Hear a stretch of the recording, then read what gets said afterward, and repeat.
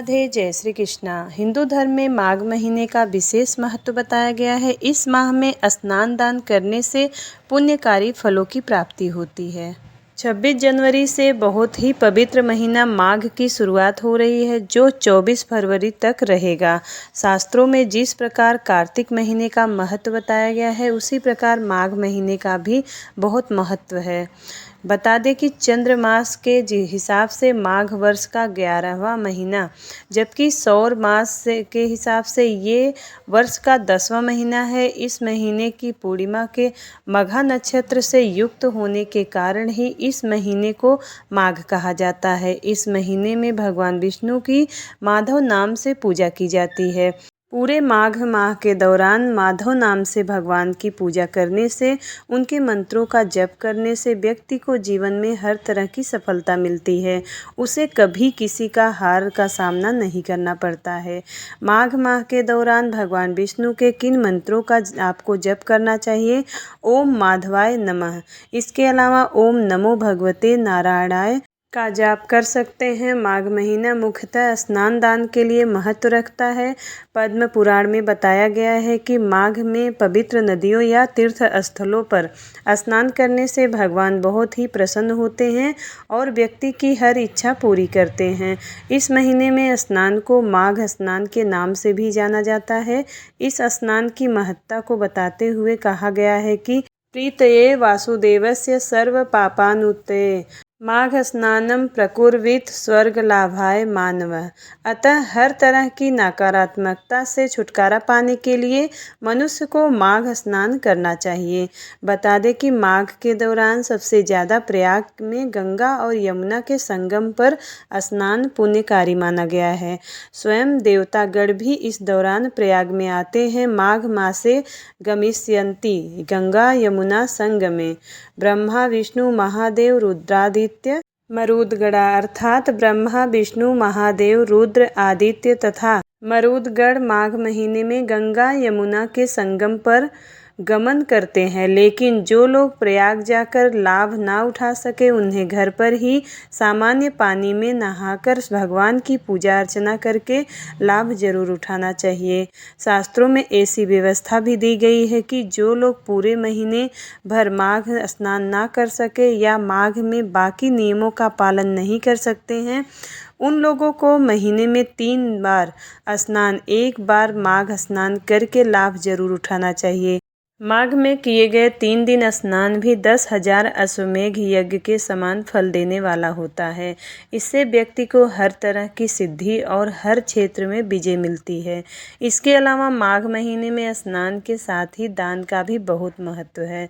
माघ महीने में विशेषकर कि माघ पूर्णिमा के दिन भी जो व्यक्ति किसी सुपात्र ब्राह्मण को ब्रह्म वैवर्त पुराण का दान करता है, उसे ब्रह्मलोक की प्राप्ति होती है। इसके साथ ही जो व्यक्ति माघ में ब्रह्म वैवर्त पुराण का पाठ करता है या माघ का महात्म्य पढ़ता है, उस व्यक्ति को जीवन में लाभ ही लाभ मिलता है। माघ में तिल दान का भी बहुत महत्व है। इस महीने में जो व्यक्ति तपस्वियों को या ब्राह्मणों को तिल का दान करता है, वह बड़े आनंद से जीवन व्यतीत करता है। तिल के अलावा इस महीने में गुड़, कंबल और ऊनी वस्त्र दान करके भी पुण्य फलों की प्राप्ति की जा सकती है। जो लोग अपने परिवार की सुख शांति और खुशहाली कायम रखना चाहते हैं, उन्हें माघ महीने के दौरान परिवार के साथ मिलकर काले तिलों से हवन करना चाहिए। साथ ही पितरों की शांति के लिए किसी पवित्र स्थान पर पितरों का तर्पण करके लाभ पाना चाहिए। माघ महीने में कल्पवास का भी विशेष महत्व है। दरअसल माघ के दौरान संगम के तट पर निवास को कल्पवास कहते हैं। बड़े बड़े साधु संत वहां पर रहकर वेद यज्ञ आदि कार्य करते हैं।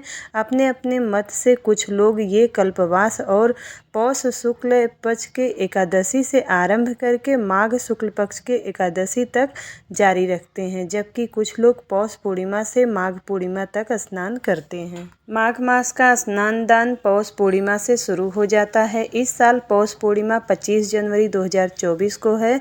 पौष पूर्णिमा तिथि का आरंभ 24 जनवरी को रात में 9:49 से शुरू होगा और इसका समापन होगा 25 जनवरी को रात में 11:23 मिनट पर। ऐसे में पूर्णिमा के स्नान और दान के लिए शुभ मुहूर्त रहेगा 25 जनवरी 2024 को सुबह 5:26 से 6:20 तक रहेगा। धार्मिक मान्यताओं के अनुसार पौष पूर्णिमा के दिन स्नान दान और पूजा पाठ करने से पुण्य फलों की प्राप्ति होती है। इसके साथ ही घर परिवार पर माँ लक्ष्मी की अपार कृपा बरसती है। इसके अलावा व्यक्ति के जीवन में आ रही समस्त समस्याओं का निवारण भी हो जाता है। माघ, कार्तिक और बैसाख महापुनीत महीनों में माने जाते हैं। इसमें तीर्थ स्नान आदि पर या स्वदेश में रहकर नित्य प्रति स्नान दान करने से अनंत फल मिलता है।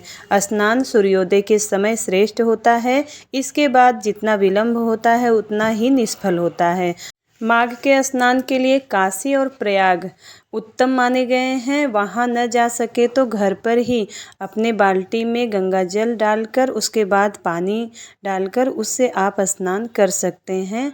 इन पवित्र नदियों का ध्यान करके अथवा वेग में बहने वाली किसी भी नदी के जल में स्नान करें अथवा रात भर छत पर रखे हुए जल पूर्ण घट से स्नान करें अथवा दिन भर सूर्य किरणों से तपे हुए जल से स्नान करें। स्नान करते समय ईश्वर की प्रार्थना करनी चाहिए और स्नान करने के बाद सूर्य को अर्घ्य देना चाहिए। इसके बाद हरि की पूजन का स्मरण करना चाहिए।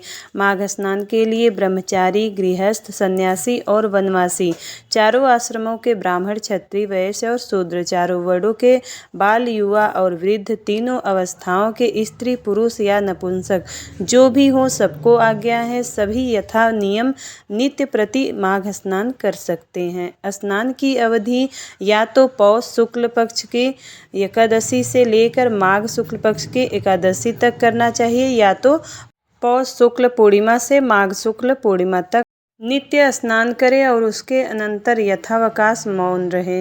भगवान का भजन करें। ब्राह्मणों को अवातरित भोजन कराएं। कंगाल मृगचर्म कपड़े, जूता, रुमाल, कमीज, टोपी, धोती और पगड़ी, चादर आदि एक या अधिक ब्राह्मणों को जोड़ा सहित आपको दान करना चाहिए। सूर्यों में प्रीताम, देवों में विष्णु मूर्ति रंजनम से सूर्य से प्रार्थना करें। इसके बाद उनको अच्छे वस्त्र, सप्तधान्य और 30 मोदक दें।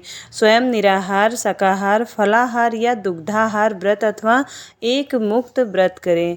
इस प्रकार काम, क्रोध, मद, मोह आदि त्याग कर भक्ति, श्राद्ध, विनय, नम्रता, स्वार्थ त्याग और विश्वास भाव के साथ स्नान करें तो अश्वमेघादि के समान फल होता है और सब प्रकार के पाप, ताप तथा दुख दूर हो जाते हैं।